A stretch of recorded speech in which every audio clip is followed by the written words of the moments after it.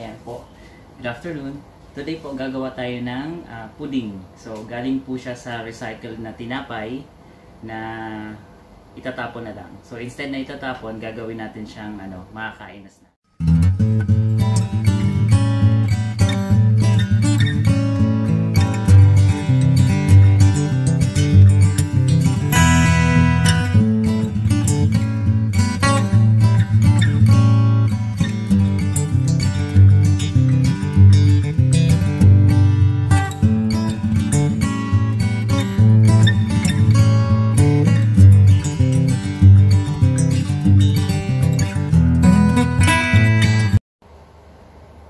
Yan. So, ano yung mga ingredients? Una, milk. 2 cups.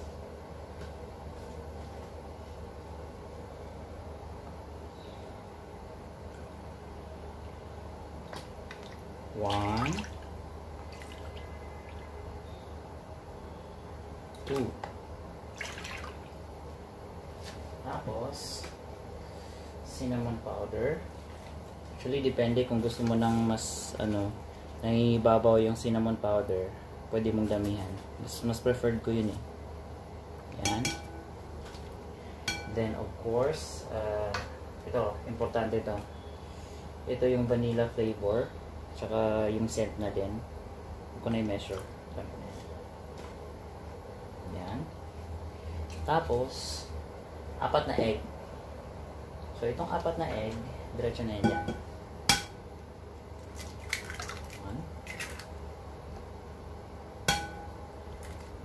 2,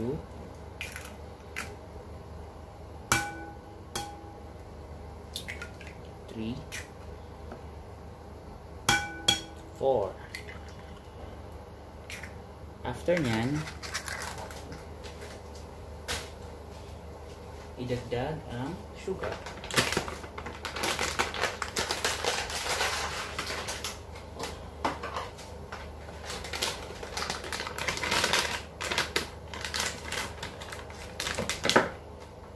Sugar po ay 4 cups. 1 cup lang.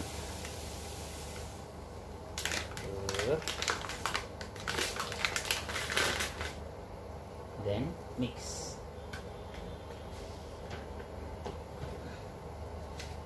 Tapos, mix na siya. After mag-mix ng mga ingredients, ihalo natin yung bread. Tapos, last yung raisin. Tapos, yung butter, i-melt natin.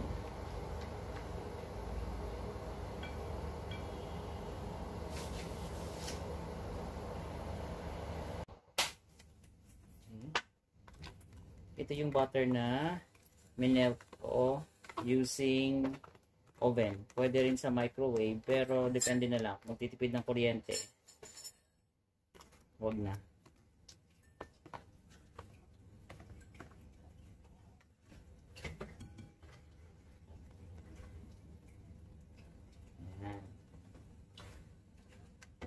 Tapos, mix hanggang sa mag-mix lahat.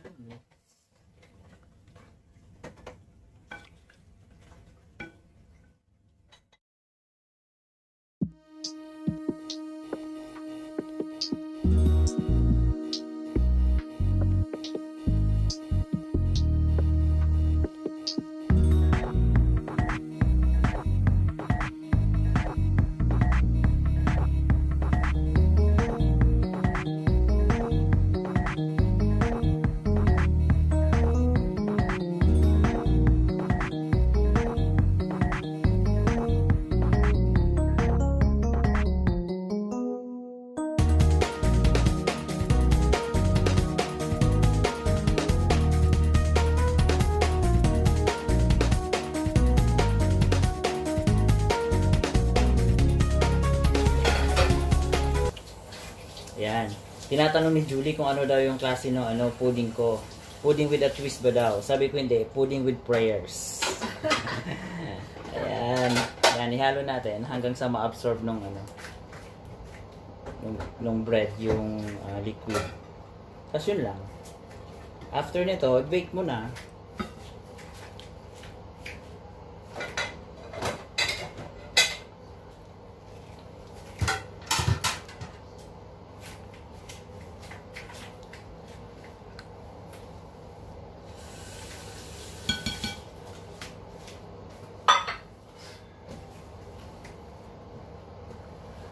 May pudding ka na. Pudding na siya. Oh. Yan. Yung raisin, last ko nang i-add para hindi siya madurog sa kakamix.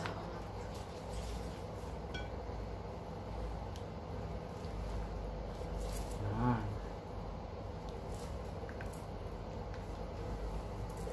Tsaka gusto ko kasi homogeneous, uniform. So gagamitin ko yung special thing ni Julie.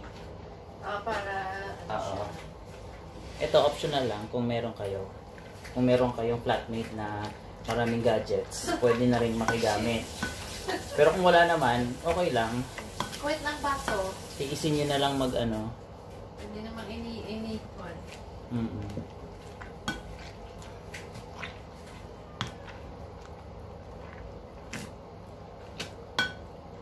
Sarap.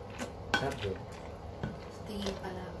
Yes. Ganyan kaya na-inspired ako magluto kasi yung mga flatmate napaka-supportive. Kahit hindi na nila makain dahil sa sobrang sama ng lasa.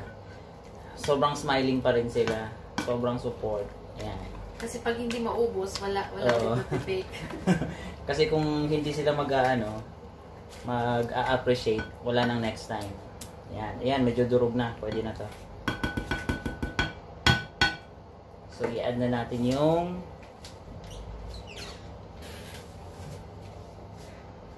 lagyan ko siya ng konting baking powder para tumubo. At ang ating raisins.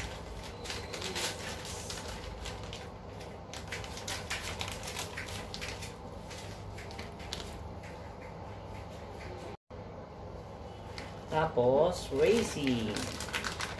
Yung mga fans sa raisin, ayan, natutuwa kayo kasi sobrang fan ako ng raisin.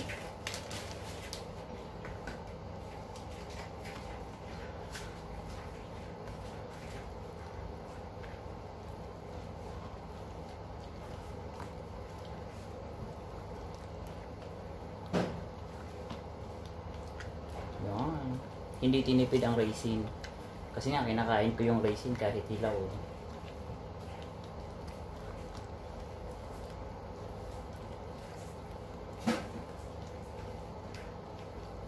Yan. I guess, ready na tayo mag-bake. Bake na natin. Yan. So, ito yung gagamitin kong container ng i-bake ko. So, lalagyan natin ng butter para hindi didikit. Brush, brush, brush. Brush lang.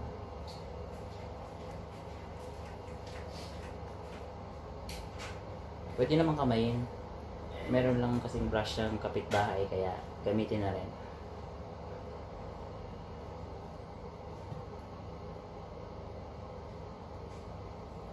Yan.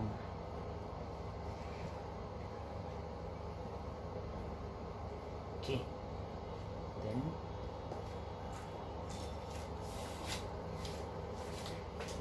lagyan natin ang ito.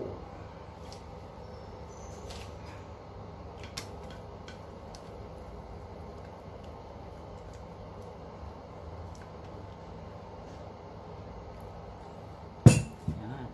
Arrange.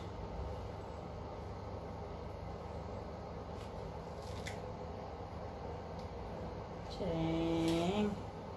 Ayan, so ready na siyang i-bake. Whoop.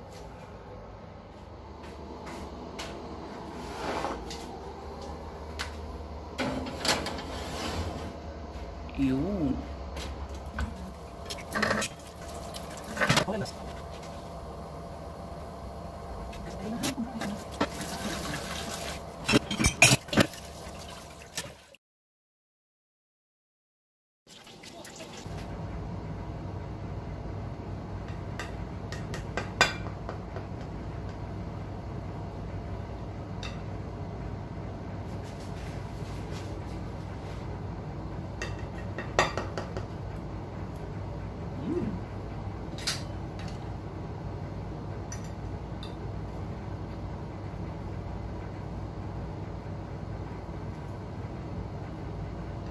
Nako, nasunog.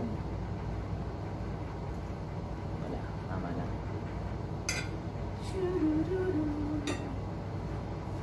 Put your...